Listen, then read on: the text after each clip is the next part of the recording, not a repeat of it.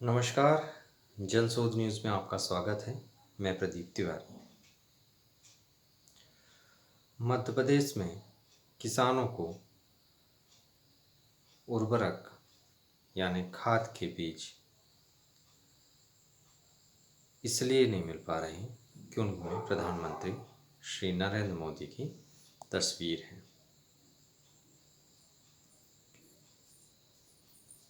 समस्या कोई भी हो,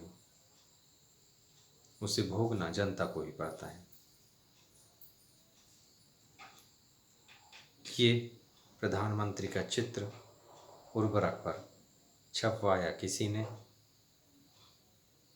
यानी केंद्र सरकार ने, भिजवाया केंद्र सरकार ने। मध्य प्रदेश के तंत्र यानी सरकारी महकमे ने, जिस पर इसे बांटने की जिम्मेदारी थी, लटकाए रखा।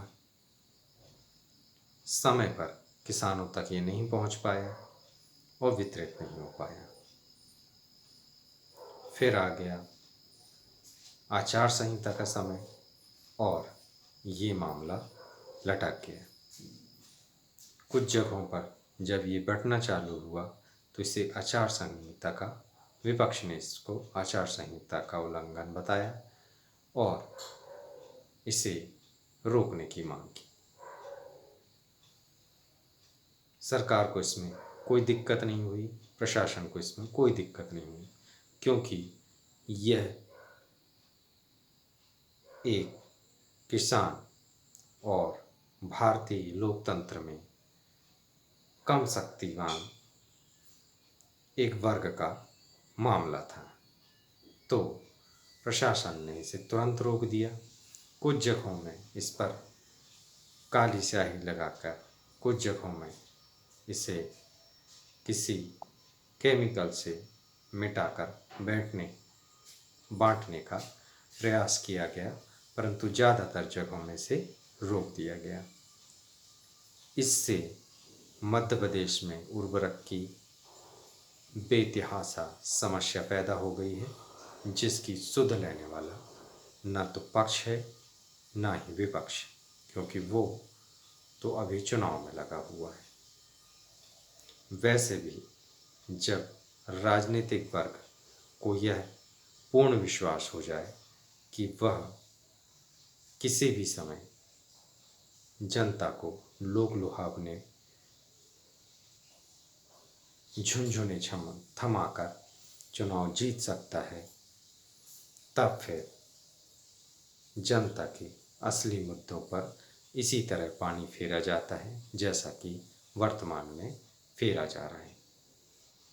और ऐसा भी नहीं है कि इन सारे मुद्दों पर पहले से लोगों को जानकारी नहीं रही हो, बल्कि इस पूरे तंत्र को चलाने वाले जो अधिकारी हैं, जो अपने आप को कुछ ज़्यादा ही इंटेलिजेंट समझते हैं और एक तरीके से बादशाह की स्थिति में किसी भी ज़िले में या राज्य में वो अपने आप को मानते हैं, इस तरीके के मैनेजमेंट में कोई विशेष रुचि नहीं रखते हैं, ना ही वो इसमें अपनी दक्षता का परिचय देते हैं, जैसा कि वो लोगों को बताते रहते हैं। क्या उन अधिकारियों को ये पता नहीं था कि कब आचार संहिता लगने वाली है और कब ये प्रधानमंत्री के छपे हुए उर्वरक की बोरियां वितरित करने में समस्या पैदा हो जाएगी? परंतु चूंकि ये मुद्दा आम किसान का था, जो कि आज राजनीति में हाशिए में है, तो इसलिए इस पर कोई विशेष ध्यान नहीं दिया गया।